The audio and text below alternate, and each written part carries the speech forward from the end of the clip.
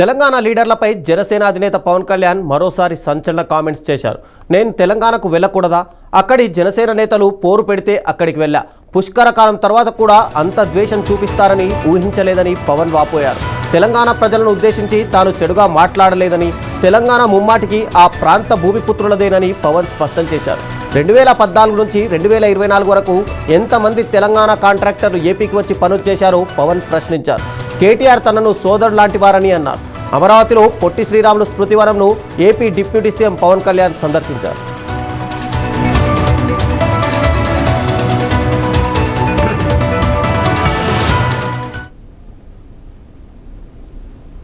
అయితే మా జన సైనికులు పోలేదు, మా నాయకులు వదలలేదు నన్ను. వాళ్ళు ఏదో ఒకటి చెప్పని అంటే సార్ వాళ్ళకు చాలా నుంచి అడుగుతూ ఉన్నారు. నేను చెప్పాను, నాకు మీరు చేసుకుంటే వెళ్ళమని చెప్పాను. అది ఆర్గానిక్గా ఎదుగుండేదేమో. నేను అసలు ఎలాగైనా పోటీ చేస్తాను. ఈరోజు మీరు చెప్పండి, కొత్తగా నేను పోటీ చేయకపోవడాలు ఏం లేదు. మా వాళ్ళు చేస్తూనే ఉన్నారు. అంత ఎసెప్టివ్గా స్టేట్మెంట్ ఇవ్వాల్సి వచ్చింది.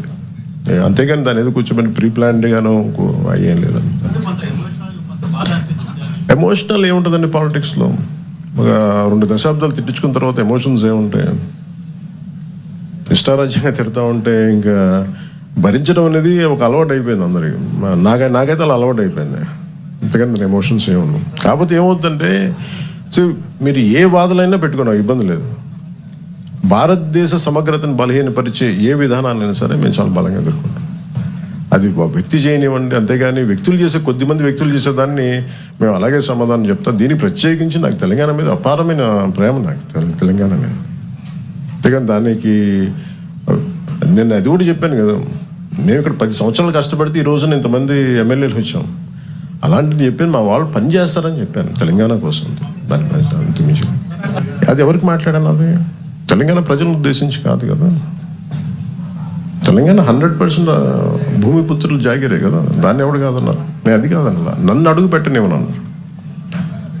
తెలంగాణ భారతదేశంలో అంతర్భాగం కదా. నువ్వు రాకూడదు, ఇక్కడ హాస్పిటల్ ఆపరేషన్ చేయించుకుంటూ ఒక్కళ్ళు మాట్లాడచ్చు, 10 మంది మాట్లాడచ్చు. కానీ గద్దర్ గారు ఎప్పుడు ఇలా మాట్లాడలేదు. మా అజయ్ కుమార్ గద్దర్ గారి శిష్యులే కదా. ఆయన ఉస్మానియాలో చదువుకున్న వ్యక్తే కదా. రాడికల్ మూమెంట్స్లో తిరిగిన వ్యక్తే కదా ఆయన. ఇది మేబీ వాళ్ళు ఏదైనా చూడకుండా ఏదైనా పొరపాటు అని ఉన్నారు. నాకు వాళ్ళు బాగా తెలుసు కదా, వాళ్ళ కుటుంబం కూడా. అది సరిగ్గా అర్థం లేకుండా మాట్లాడుతుండొచ్చు. అంతకుమించి ఇంకేమన్నా. వాళ్ళంటే నాకు అందరికీ చాలా ఇష్టం. నాకు ఈ ప్రత్యేకించి అధికారంలో లేని వాళ్ళు కావచ్చు, మిగతా అన్ని స్థాయిలో కావచ్చు, ఎక్కడో చోట దీనికి ఒక చర్మాంకం పలకాలి, కొత్త విధానం తీసుకురావాలి.